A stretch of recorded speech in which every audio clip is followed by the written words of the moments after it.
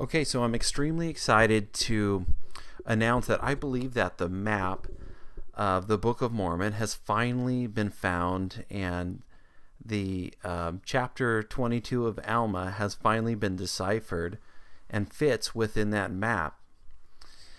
Most students of the Book of Mormon are familiar with the story of when Ammon converts King Lamoni to the gospel. That is found in the 22nd chapter of Alma. And in that chapter, as Mormon, the prophet, is describing this conversion, he takes a lot of time and effort. For some reason, he just feels compelled to do so, to describe the geography of the lands of the Book of Mormon and the lands of the Nephites and the Lamanites. And in doing so, he left us with kind of a conundrum, as so many people have tried to find a map that fits this description. And unfortunately, I think most of those have fallen short.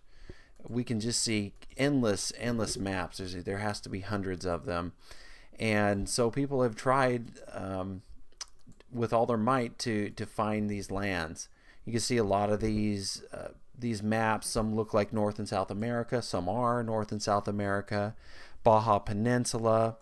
So there's just a lot of different ideas. So in this video, I'm going to go through a walkthrough of Alma 22, verse by verse and point by point, and show you exactly what Mormon was describing. And basically, to do this, we're gonna before we do this, we're gonna have to go ahead and build a map, kind of a framework, in order to do this. And this is pretty much, we're gonna look at what has come to be known as the Heartland model. And I have to give reference to Wayne May and Rod Meldrum and the guys who have researched all this stuff. And so I'm just going to give a brief overview of that and throw in a few ideas of my own and such. But as we build our map, we'll go ahead and we'll kind of do it in 3 stages. We're going to look first at verified Book of Mormon sites, verified through Revelation, of course, modern day Revelation. And we're going to look at a few other sites as well that really fit into this map. We'll also look at the Hopewell interaction sphere and take a look at the Hopewell people as well. And then, of course, finally, we're going to do a reading of Alma 22, 27 through 32. And there's kind of a trick to it that helps create this and make it all fit. And we'll talk about that more as we get there. But we're going to read it as it was revealed to Joseph Smith himself. So first, let's look at verified places in the Book of Mormon. This is really exciting. Of course, this is a map of the heartland of the United States. And, where else do we start but Hill Cumorah? Up here in upstate New York, we have Hill Cumorah. This is really undisputed. This is where Moroni delivered the plates to Joseph Smith for him to keep in his charge until they were translated. And again, this is really undisputed, so we can pretty much move on. But so we know where that point is. Now let's look at another point, Manti. And this might surprise a lot of members of the church, but we actually do know where the ancient site of Manti is. We actually have 2 accounts, one from the Millennial Star and one from a man named Samuel D. Tyler from his journal, and both pretty much verify the same thing. So I'll go ahead and read Samuel Tyler's journal entry. He says, "We passed through Huntsville, seat of Randolph County, and this is the ancient site of the city of Manti." And so what happened is, I guess the Zion's camp was going through there, and as they went through there, they found some artifacts and they found a few different things, and Joseph Smith basically received revelation that was in fact the city or area of Manti. So that's pretty neat, actually. And what I like about these 2 points, and the reason I started with these, is because I believe that Heavenly Father was trying to give us a little bit of a hint here. It looks to me like he's actually given us the polar borders of the lands of the Nephites. And so I think he's kind of left the rest for us to kind of start deciphering. But we do have a few more points, so let's talk about those. Next, we have Zelph's Mound. Again, this is a Zion's Camp story.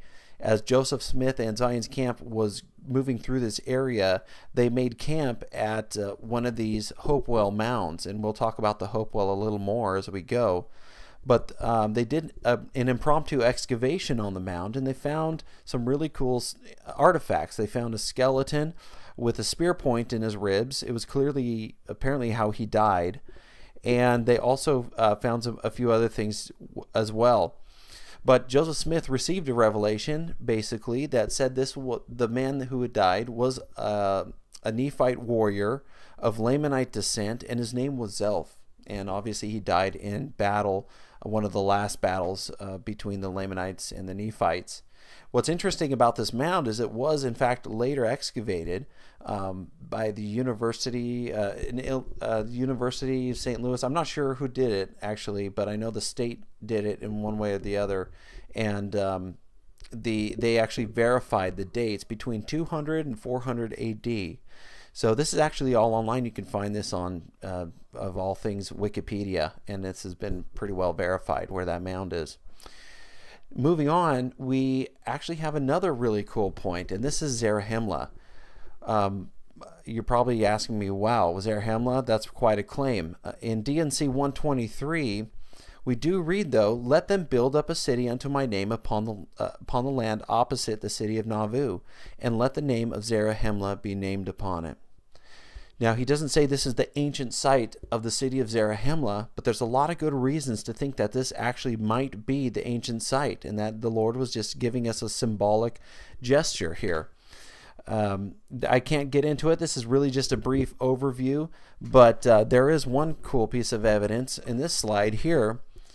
This was found by Wayne May, a researcher of the Hopewell and Book of Mormon in the Midwest, and what he found was really interesting. This is just on Google Earth here. On the right, you'll see the Nauvoo, Illinois temple site, and directly across the river, you'll see something else. It looks like a little patch of farmland, and it was farmed on, but it's actually more than that. It's actually a Hopewell temple site. It has a 2-to-1 ratio, as typical with Hebrew temples, and sonar scans reveal there's 3 consecutive chambers inside, or within the inner part of it, with 10 to 20 foot foundations. So that is pretty astounding when you think about it. Looking at the latitude here, it's a virtual match.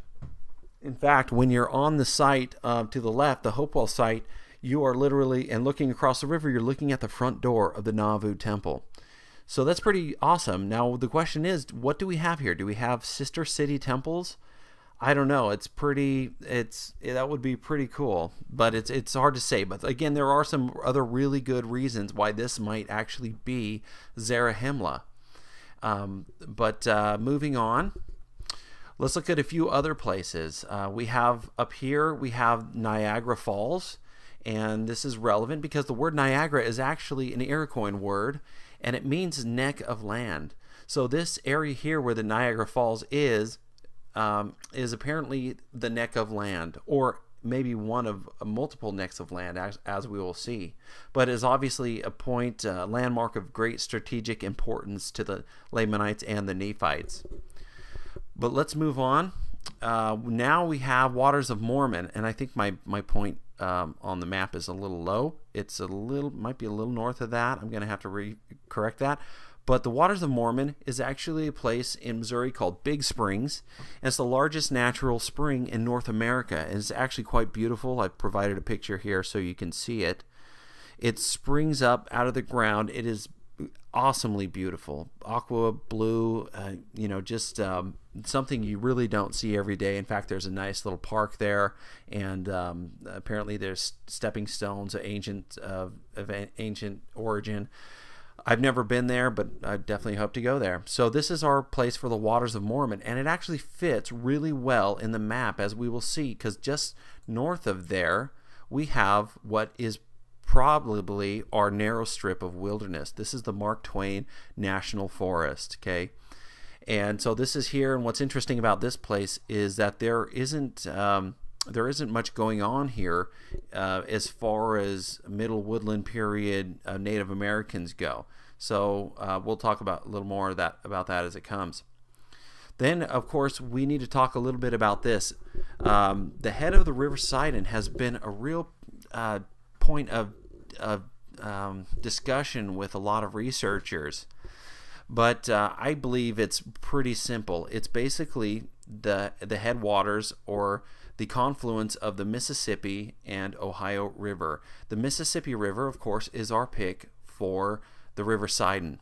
Okay, this is the river of rivers. It is a major landmark and of a huge strategic importance to the Nephites and the Lamanites too. Now, the headwater, traditionally people have believed that it was the head of the Sidon was maybe a lake or something that drained into a river that which drained into the sea. But of course, this is just purely speculation. The Book of Mormon does not specify this. But when we do a quick search of the word headwaters, or it says the source or headwaters of a river or stream is the furthest place in that river or stream from its estuary or confluence with another river. So this could easily be the head of the River Sidon. I believe it is the head of the River Sidon. Obviously, that means there's multiple heads, but if you're looking at the head of the River Sidon, it would obviously be where the two largest rivers basically in the United States is Mississippi and Ohio, and that junction right there. So that becomes a very strategically important place for anyone living in this whole area, and we'll see why.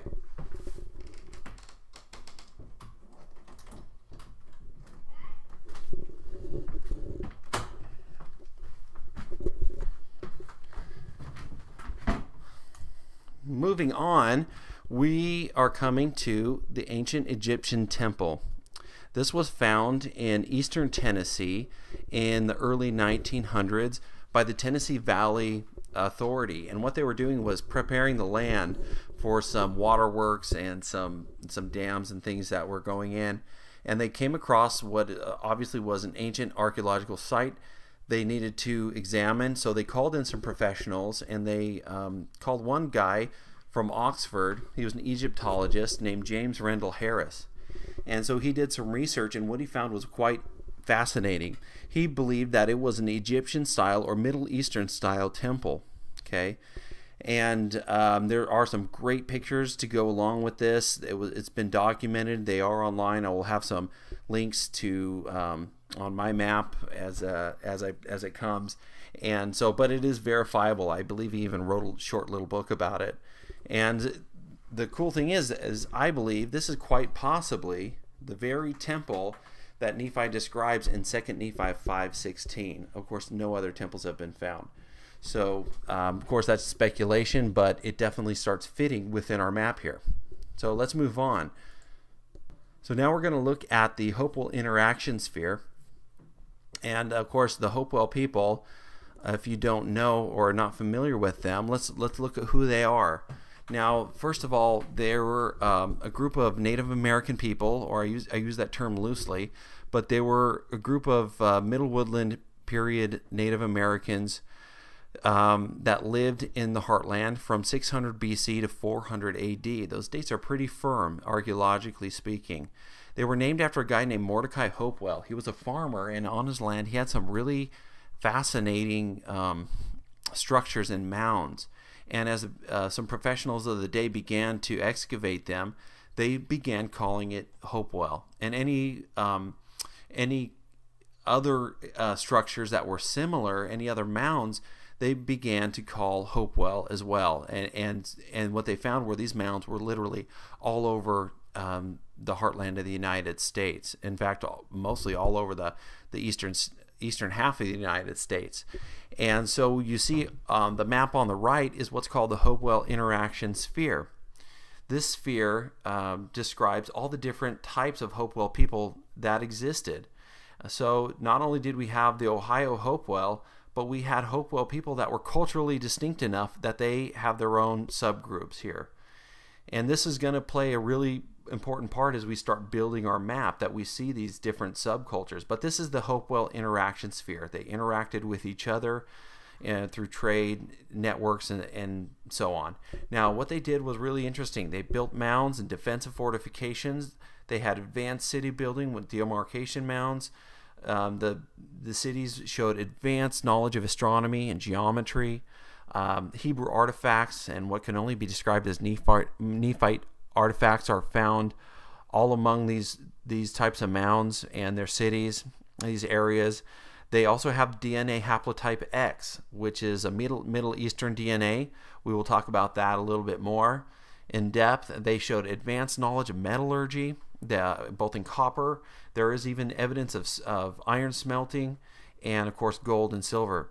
They had a massive trade network that covered virtually the entire eastern half of the United States of America, from the Gulf of Mexico to the Great Lakes to the eastern seaboard, all the way even past the Rocky Mountains. And then, of course, around 400 AD, they mysteriously disappeared. No one quite knows why. Of course, we quite know why, but anyway. So let's look at some of the mounds. I just want to go over these really quickly just to give an overview. But what they do is find natural hilltops, and these are really neat. Neat for us today looking at them, but they're actually a matter of life and death to the Nephites. They would find these natural hilltops and build fortifications around them. They would build 10 to 15 foot high mounds around them as essentially a wall. And on top of those mounds, they would, you see another one here, they would actually put timbers, okay? And they on those timbers there would be palisades and walkways, and they would use these as defense, of course. Often they were covered with cement, and so these were extremely well fortified areas. And these are really all over the Hopewell.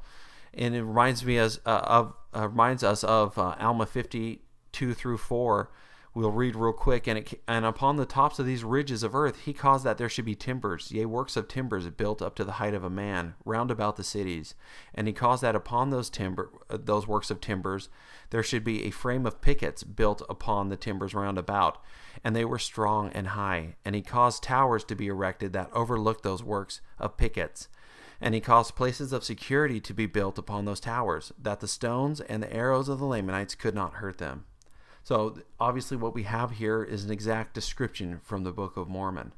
Let's move on. They also built amazing cities, advanced, again, geometric shapes. They were on a massive scale. There are thousands of these that have been found, various sizes, but most have been basically destroyed in this century. And as you can see here, some were quite large and very complex. And many actually still exist today, and some are in parks. There's even one at a golf course, and they're there. They're quite amazing. This last one, of course, is very interesting. It's called the Hanukkah Mound, and apparently I understand that archaeologists like to actually turn this upside down so it doesn't show what apparently it shows, and that is obviously a menorah in the center, and on the top we see a Hebrew oil lamp. So that's pretty interesting. Where did they get that from? Now we know because they did in fact they were in fact Nephites, but I don't want to spoil the surprise for you. Anyway, in Alma 50:15, and they also began in that same year to build many cities on the north, one in particular manner which they called Lehi, which was in the north by the borders of the seashore. And then of course we have Hopewell artifacts. We have arrowheads, armor, spear points, atlatl points, head plates, breastplates, arm plates, swords. Swords, knives, oil lamps, Hebrew inscriptions, effigy pipes. This here on the right is a gorget. This would protect the neck. We have bracelets. They're probably for decoration and could even been to protect the wrists. We also see head plates here. This would cover the top of the head, come down the side of the face and protect the ears and the side of the head, probably fastened to like a leather helmet. These are swords, obviously. You see on the bottom there is a scimitar. And then, of course, of various sizes, we see different swords, short swords. The one on the top is quite large, actually. And, of course, these are all made of copper.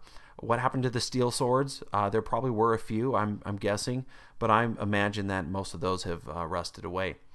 Now, it's my assumption that virtually all the metals that they worked with was copper because it was so abundant. They got it from the Great Lakes. In Alma 43, verse 19, we read, "The people of Nephi, or that Moroni, had prepared his people with breastplates and with arm shields, yea, and also shields to defend their heads. And also they were dressed with thick clothing." So that's pretty neat. Directly from the scriptures here. A couple more slides, sorry about that. You see the hand is very similar to the Jewish Hamsa. Often the Hopewell would have an eyeball in the center. Again, very similar to the Jewish Hamsa. This is the Decalogue stone found in a controlled dig in the Newark earthworks. And, of course, the Ten Commandments are inscribed all over this thing. Where did it come from? Gee, I wonder. Okay, and then we have an oil lamp, also Hopewell. And now let's talk about the DNA. DNA, this is quite fascinating. I mean, this blew my mind when I first heard this. Old World Middle Eastern DNA, haplogroup X in North America. What? Okay, so on the right, we see, I'll describe haplogroup X real quick. Haplogroup X is one of 5 genetic markers found among the pre-Columbian Amerindians. Unlike the other 4 markers, A, B, C, and D, X is only found in North America with concentrations as high as 25% found among the Great Lakes Indians like the Iroquois and the Algonquin. On a side note, these are the very Indians that Joseph Smith sent missionaries to as soon as the Book of Mormon came off the printing press. He sent missionaries to these people to declare to them that their ancestors had prepared this for them.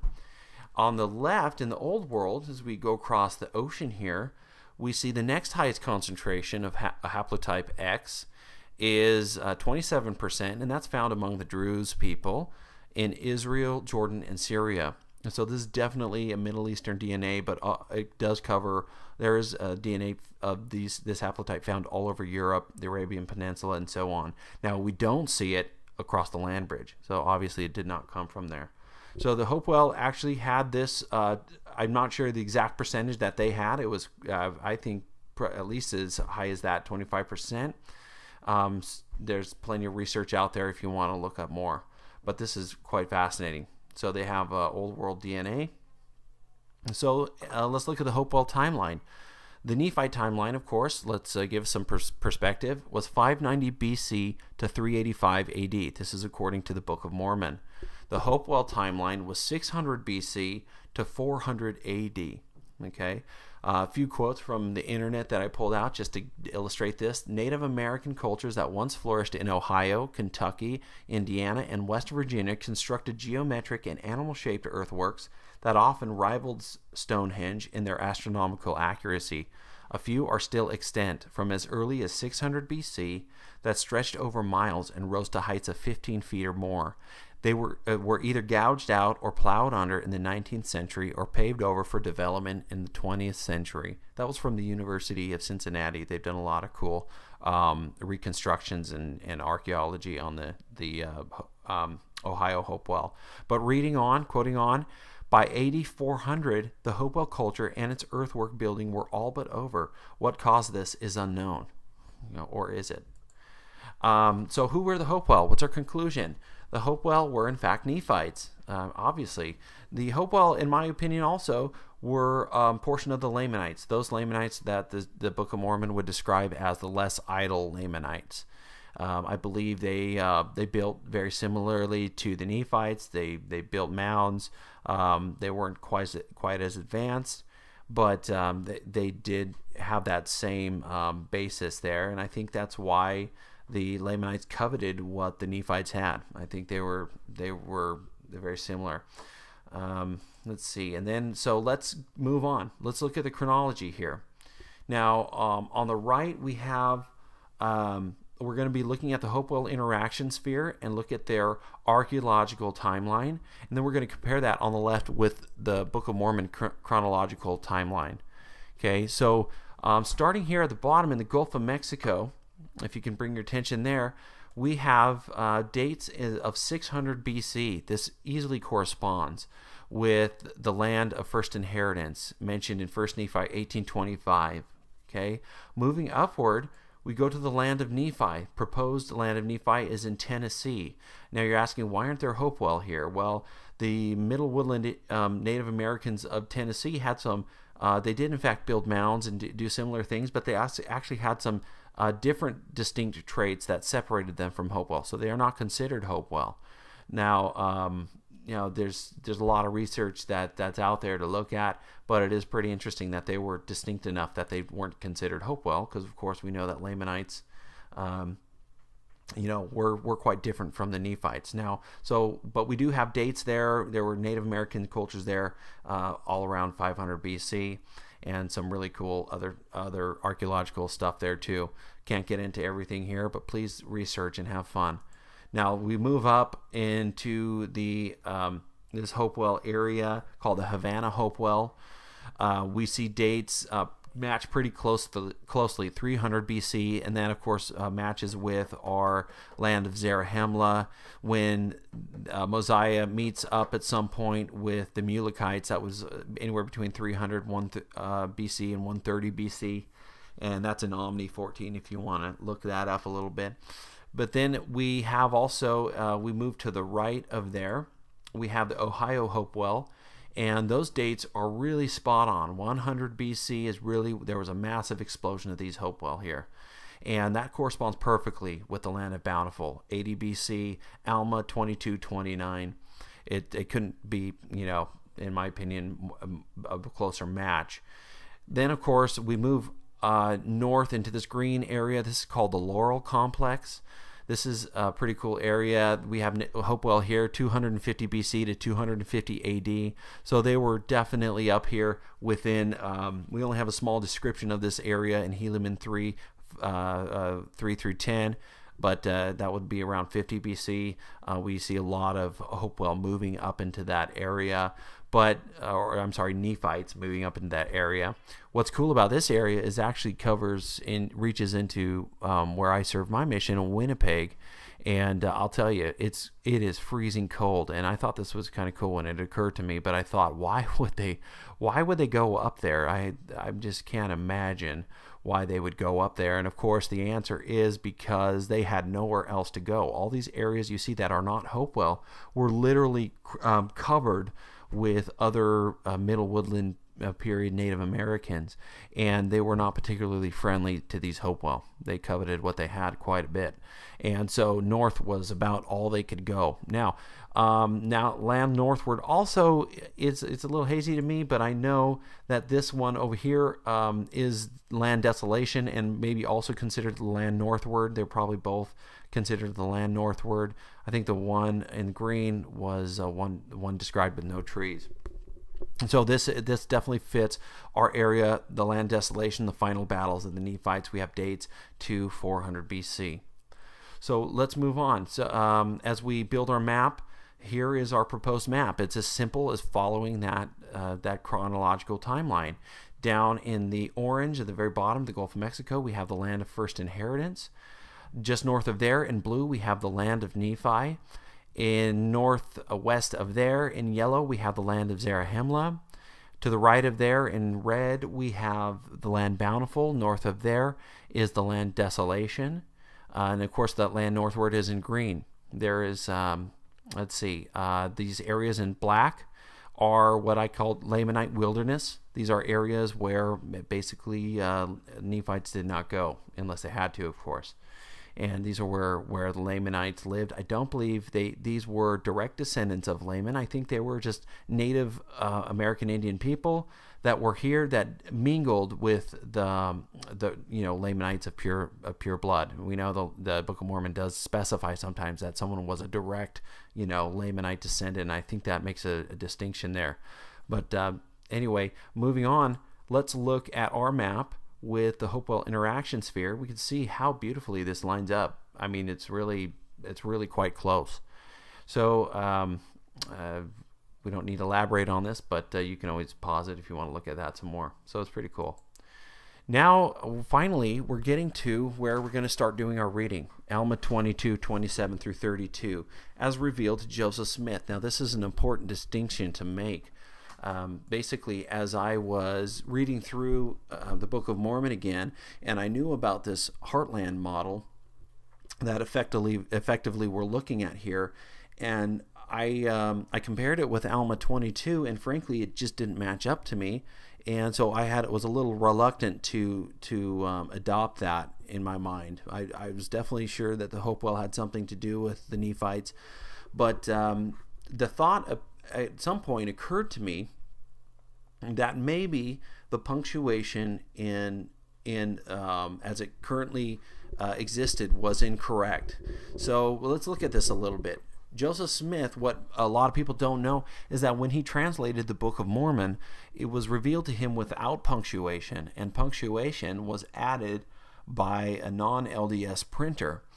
And so as a result, or I don't know if it's a direct result, but since then there have been nearly 4,000 changes to the Book of Mormon, and virtually all of those are punctuation. Now, I don't think this should trouble us as far as our testimony about the Book of Mormon. It really is not a big deal in my mind. It actually, I think, lends itself to the miraculous nature in which the Book of Mormon came about.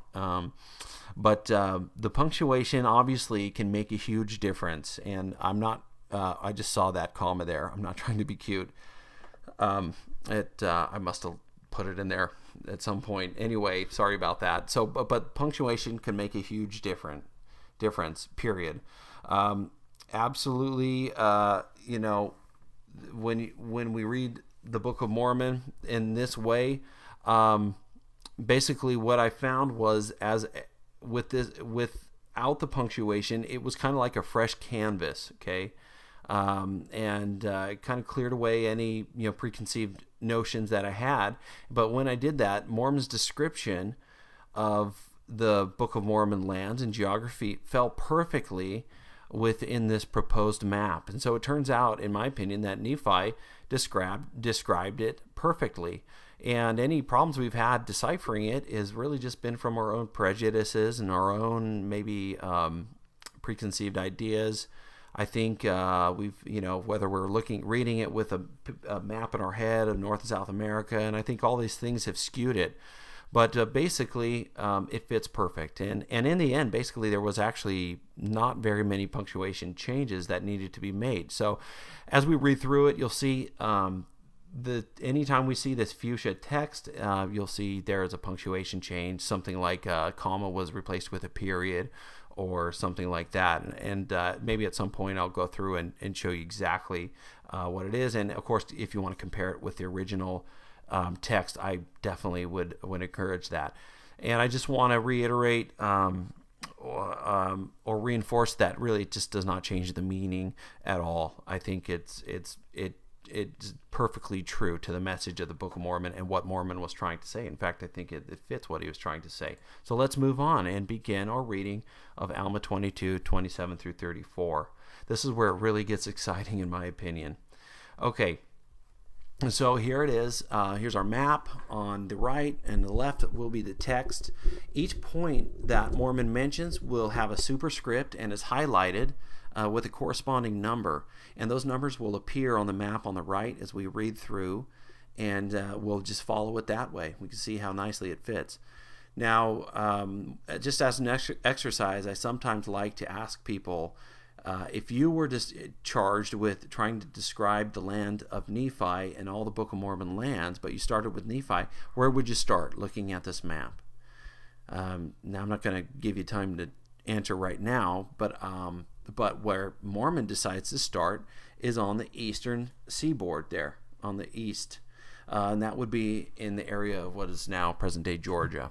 So let's go ahead and read through this and start there with your eyes, and we will go ahead and you'll see how this works. In verse 27, and it came to pass that the king sent a proclamation throughout all the land, amongst all his people who were in all his land, who were in all the regions round about, which was bordering even to the sea.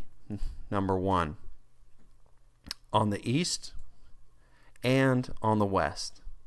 Number 3, and which was divided from the land of Zarahemla. Number 4, by a narrow strip of wilderness. Number 5, which ran from sea east even to sea west.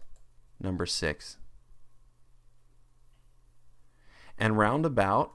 Number 7, and let me just pause and describe. Every time he talks about this roundabout, he's referring to this area, this natural. It's actually a natural border. We have the Appalachian Mountains here on the south border of Bountiful here, and it also actually roughly followed the Ohio River as well. So that is our roundabout. So that's number 7, on the borders of the seashore. Number 8. And then we're going to skip across to the land of Zarahemla. So follow over there. And the borders of the wilderness, which was on the north by the land Zarahemla, number 9. And we're moving down now through the borders of Manti, number 10. By the head of the river Sidon, number 11. Running from the east towards the west, number 12. And thus the Lamanites and the Nephites were divided. So that's pretty neat there. I think that is a pretty good description, and I'm sure there's a lot of questions, but let's move on. I actually want to do this. I want to look at that same verse instead of using our map, use the Hopewell interaction sphere and see how it actually matches up with this map.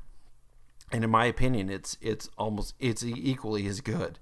We'll go ahead and read 27. And it came to pass that the king sent a proclamation throughout all the land amongst all his people who are in all his land, who are in all the regions round about, which was bordering even to the sea, number 1. On the east, number 2. And on the west, number 3. And which was divided from the land of Zarahemla, number 4. By a narrow strip of wilderness, number 5. Which ran from sea east even to sea west, number 6. And we'll take a minute to by that point 6, you see how there's no Hopewell civilization there. They haven't found any. So this was apparently part of that Lamanite wilderness. I don't know why they didn't settle there, but they just didn't. So I think that is the area that goes round about these lands all the way to the sea. So let's go to number 7 and roundabout number 7. Again, the border of the Ohio Hopewell there. On the borders of the seashore, number 8. And the borders of the wilderness, which was on the north by the land Zarahemla, number 9. Through the borders of Manti, number 10. By the head of the river Sidon, number 11. Running from the east towards the west.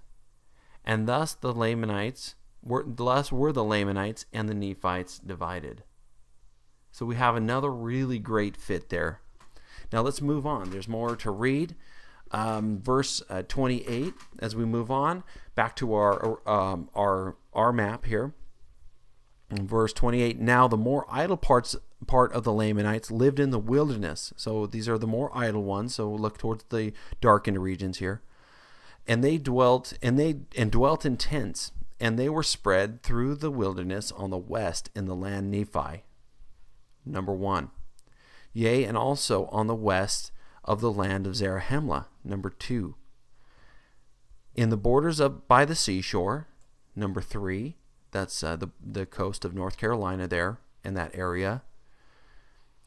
And on the west in the land of Nephi. So number 4, moving west again to the land of Nephi. In the place of their father's first inheritance, number 5, and thus bordering along by the seashore. Wow, how great of a fit is that? Okay, but he keeps on going in verse 28. And also there were many Lamanites on the east by the seashore. So now we're on the east, a little more north in the New Jersey, Delaware area. Whither the Nephites had driven them. And thus the Nephites were nearly surrounded by Lamanites. Number 8.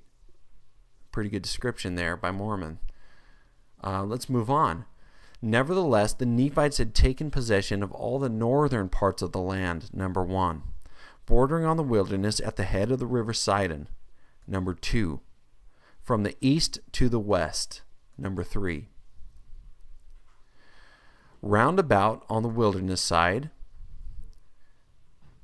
on the north, so we're rounding about again, even until they came to the land which they called Bountiful, number 4. And it, Bountiful, bordered upon the land which they called Desolation, number 5. It being so far northward that it came into a land which had been peopled and been destroyed, of whose bones we have spoken, which was discovered by the people of Zarahemla, it being the place of their first landing. So apparently, I didn't map this out or anything, but it looks as though the Mulekites, the people of Zarahemla, came down through the St. Lawrence Seaway into the Great Lakes here, which is pretty neat, probably into that south wilderness. So moving on, Verse 32, closing in a little bit just to get some better perspective. And now it was only the distance of a day and a half's journey for a Nephite on the line Bountiful. Okay. Now apparently I haven't done much research on this, but Wayne May, they believe they have actually a line of fortifications here, and it went from nearly from one sea to the other. Okay.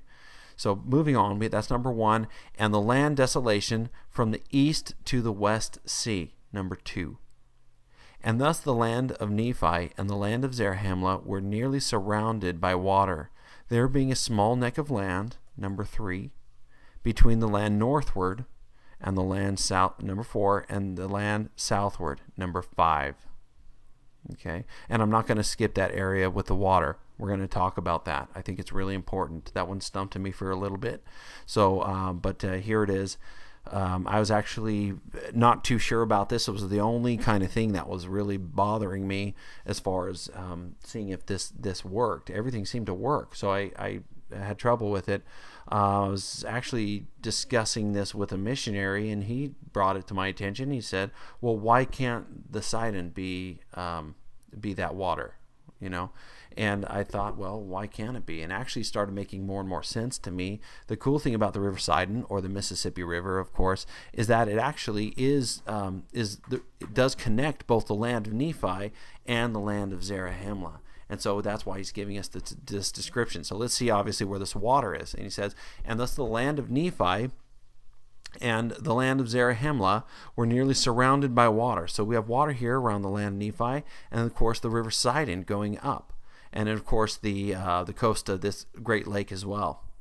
And I know it seems like a bit of a stretch, but I think this is exactly what he was talking about. If anyone's seen the Mississippi River, you know how massively large it is. In fact, I think that missionary was from the East Coast, and so he knew that, or somewhere back east, and he knew how big that river was, and I've seen it myself. It is quite large. It's almost like a massive lake rather than a river. So this was obviously an important thing to the Lamanites and the Nephites, and it was a huge landmark. So it makes sense why he would mention that, as far as mentioning that they were surrounded by water. And of course, he didn't say a sea, he didn't say lakes, he didn't specify river, so we kind of have to explore that on our own. And most people are looking for a sea on each side, but I think that's a stretch. I think we really need to look at the text as it is. So I think that fits really well. So moving on, in 33, and it came to pass that the Nephites had inhabited the land Bountiful, number 1, even from the east unto the west sea, number 2. And thus the Nephites in their wisdom with their guards and their armies had hemmed in the Lamanites on the south, number 3, that thereby they should have no more possession on the north, that they might not overrun the land northward. Therefore the Lamanites could have no more possessions, only in the land of Nephi, number 4, and the wilderness round about, number 5. Now this was wisdom in the Nephites, as the Lamanites were an enemy to them. They would not suffer their afflictions on every hand, and also that they might have a country whither they might flee according to their desires.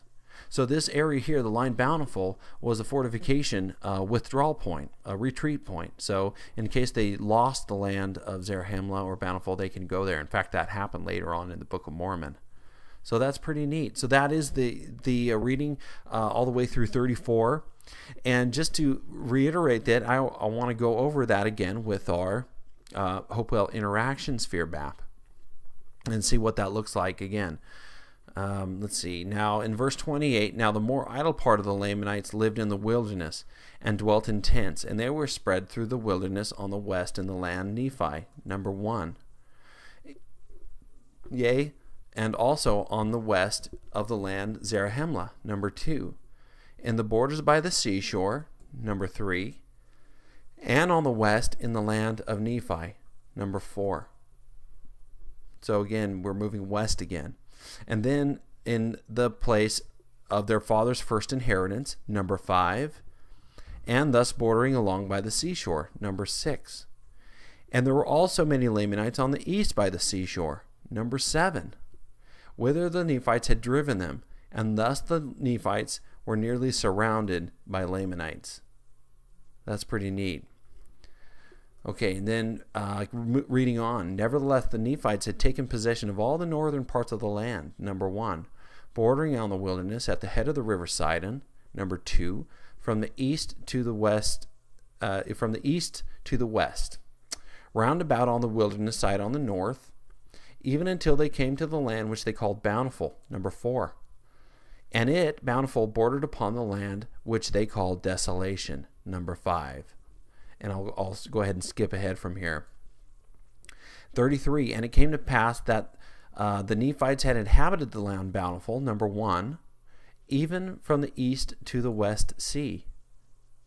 And thus the Nephites in their wisdom with their guards and their armies had hemmed in the Lamanites on the south, number 3, that thereby they should have no more possession on the north, that they might not overrun the land northward.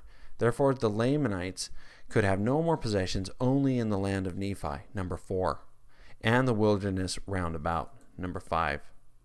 Now this was the wisdom in the Nephites, as the Lamanites were an enemy to them, they would not suffer their afflictions on every hand, and also that they might have a country whither they might flee according to their desires.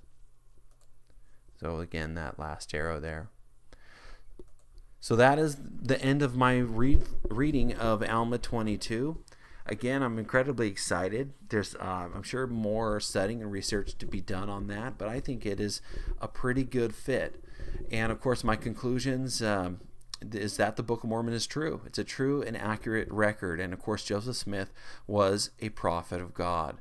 And I know that that God provided him and the Book of Mormon for us, and it's just part of his plan. And of course, we have a record of Christ in America as well, and I just think it's really awesome. I just want to thank special thanks to Rod Meldrum and Wayne May, any other Heartland model researchers. Of course, I've based a lot of my maps and things on what they have done. And of course, just any family and friends, any lovers of the Book of Mormon who have kind of listened to me and helped me with different ideas and stuff like that. And it's just been a lot of fun. And I hope that you all have fun in doing your own research. And that's the end. Thank you.